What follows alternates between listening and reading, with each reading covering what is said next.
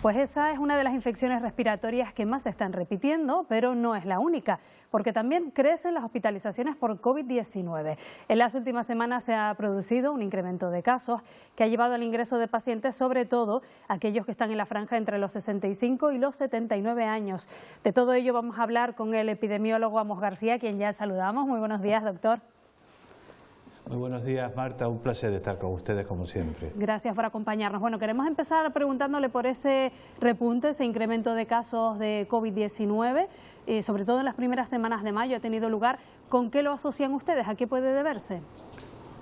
Pues, fundamentalmente a la aparición de una variante, y cada nueva variante que aparece de COVID suele tener dos características. La primera es que suele tener una mayor capacidad de transmisión de una persona a otra, y en segundo lugar también, afortunadamente, que suelen ser cada vez menos virulentas.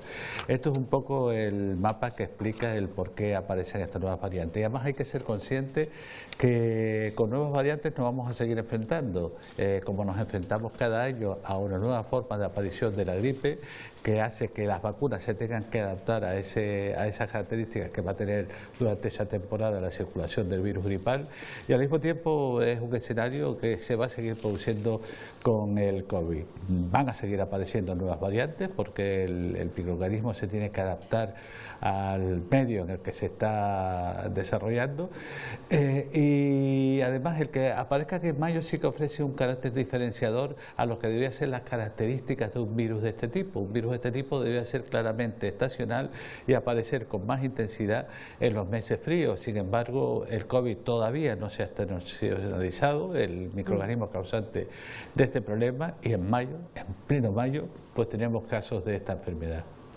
Y es preocupante ese nivel de hospitalizaciones que tenemos en este momento, porque claro, sucede con este tipo de virus respiratorios que a veces llevan a complicaciones, sobre todo en determinadas franjas de edad, y bueno, requieren ese ingreso hospitalario. ¿Llega a ser preocupante? Sí, ahí está la clave, lo que has comentado. Lógicamente, y como dije antes, cuando aparece una nueva variante de estas características, tiene una gran capacidad de transmisión, lógicamente va a dar lugar a muchos casos. Afortunadamente, la inmensa mayoría van a ser cuadros leves, similares a otros procesos respiratorios con los que convivimos habitualmente. ¿Cuál es el problema de que siga avanzando la enfermedad? Que lógicamente, a pesar de que el proceso suele ser no excesivamente virulento, cuanto más gente afectada hay, más posibilidades de que personas vulnerables, más débiles, puedan infectarse y por lo tanto requerir un estatus de tratamiento superior como puede ser el ingreso hospitalario. Por eso, en la medida de lo posible, hay que actuar para evitar esta diseminación de los procesos, porque, repito, aunque sean en líneas generales más leves, lógicamente al haber más casos, pues más posibilidades hay de que se afecten los vulnerables. Sí, al margen de las precauciones que podamos tomar de manera individual, cada uno de nosotros, sobre todo protegiendo a esos colectivos, ¿cuánto tiempo se tardaría, por ejemplo, en disponer de una vacuna adaptada a esa nueva variante? ¿Sería conveniente llevar a cabo otra campaña de vacunación pues más o menos masiva?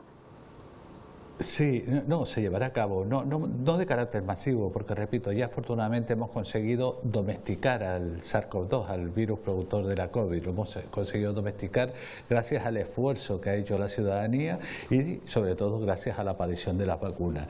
Y en este ejercicio de domesticación del virus, lo que estamos es consolidándolo como otro más de los muchos microorganismos respiratorios con los que convivimos habitualmente. Y como muchos de los microorganismos respiratorios con los que convivimos habitualmente, no es lo mismo que afecte a una persona de edad avanzada, a una persona vulnerable, que afecte a una persona normal. Por lo tanto, claro que van a seguir habiendo campañas de vacunación frente a esta enfermedad, pero será en su momento, cuando tengamos la certeza de que se va a ser más efectivo en la aplicación de esa vacuna. Y no será una campaña de vacunación masiva porque ya no tiene mucho sentido, tendrá que ser dirigida fundamentalmente a las personas vulnerables, a nuestros mayores o las que tienen alguna patología que les hace especialmente sensibles a tener complicaciones por padecer esta enfermedad. Es decir, es una estrategia muy similar a la que desarrollamos, a una estrategia vacunal muy similar a la que desarrollamos frente a otras enfermedades, como por ejemplo frente a la gripe. Otro de los virus que está circulando este año es la tosferina, el de la tosferina, que según datos epidemiológicos a nivel nacional ha crecido un 85% entre los meses de enero y abril con respecto, por ejemplo, a 2023. ¿Cuál es la situación aquí en Canarias? ¿Tenemos tosferina circulando de manera más o menos genérica? Lo digo porque lo decíamos al inicio también, esa campaña o esas cartas que han llegado a determinados colegios por parte del Servicio Canario de Salud, en la que se informa de que ha habido casos. No sé qué situación tenemos aquí en las islas. No, sí ha habido casos y además tenemos un impacto importante de esta patología en nuestras islas.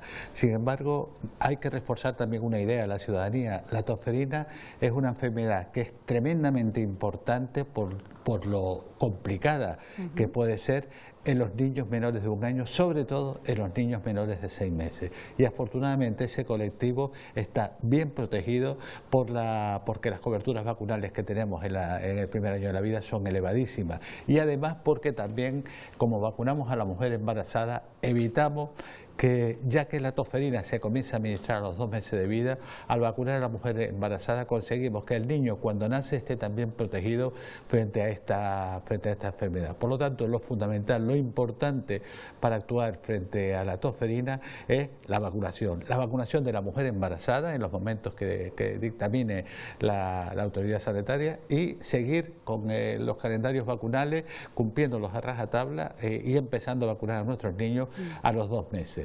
Para el resto de la ciudadanía, la tosferina puede ser una enfermedad molesta, pero afortunadamente no tiene una excesiva trascendencia, salvo en casos puntuales, una excesiva trascendencia clínica. Y para las personas que hayan podido recibir esa carta que hemos enseñado o que incluso tengan sospechas de algún caso parecido en casa, ¿cómo la podemos distinguir de otros procesos catarrales o incluso alérgicos? No, es difícil de distinguir porque un cuadro clínico de tosferina en un adolescente o una población adulta puede estar caracterizado simplemente por una tos persistente que se puede asociar a cualquier otro tipo de proceso. Por lo tanto, ante un cuadro respiratorio de estas características, lo lógico, lo razonable es acudir a un centro sanitario. Pero independientemente de eso, lo que está claro es que si se ha mandado esa carta, porque en ese contexto, en ese ámbito, en ese colegio o en ese instituto se han detectado más de un caso. Y si se han detectado más de un caso, hay que proteger a las personas que no están vacunadas. Por lo tanto, hay que reforzarle la necesidad de que se vacunen, fundamentalmente porque no podemos permitir que este microorganismo siga circulando. No podemos permitir que un crío de menos de 1 año que por cualquier circunstancia no se haya vacunado pueda resultar afectado porque una persona adulta se lo transmita. Por lo tanto, seguir las recomendaciones sanitarias, es decir, vacunarse si no se ha vacunado en estos ámbitos escolares, y el objetivo fundamental es tratar de evitar que siga circulando el microorganismo en ese ámbito, para tratar de evitar la posibilidad de que ese microorganismo llegue a una persona que es claramente vulnerable, como son los menores de 1 año, que, repito, afortunadamente están bien protegidos por la vacunación materna y también por la vacunación del calendario vacunal. Y antes de despedirle, me gustaría preguntarle si se sabe ya por qué ese crecimiento tan llamativo de casos de tosferina con respecto al año pasado.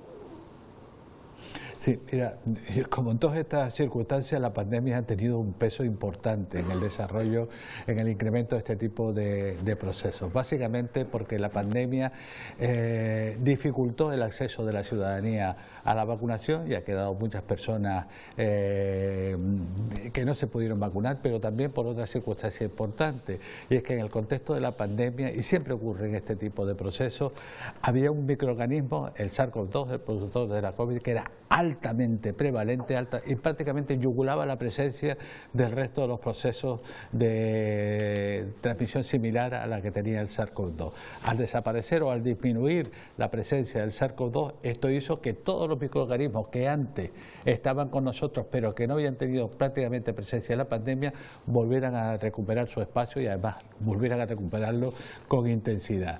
Al mismo tiempo, la tosferina suele dar lugar a cada 3, 5 años a un incremento en el número de casos. Es su estacionalidad epidemiológica. Aproximadamente cada 3 o 5 años tenemos un incremento en el número de casos. Y además, con los años, la vacunación de la tosferina va perdiendo eficacia, con lo cual se configura un escenario que posibilita la tormenta perfecta, que significa el incremento de casos que tenemos en estos momentos. Pero repito, un incremento de casos que lo que nos obliga fundamentalmente es a actuar cuando hay un brote en un ámbito cerrado para evitar que el microorganismo siga circulando y sobre todo reforzar la idea de que las mujeres embarazadas se tienen que vacunar cuando se les recomiende el ginecólogo o la matrona, y al mismo tiempo los niños desde el momento que cumplen 2 meses tienen que empezar ya su calendario vacunal.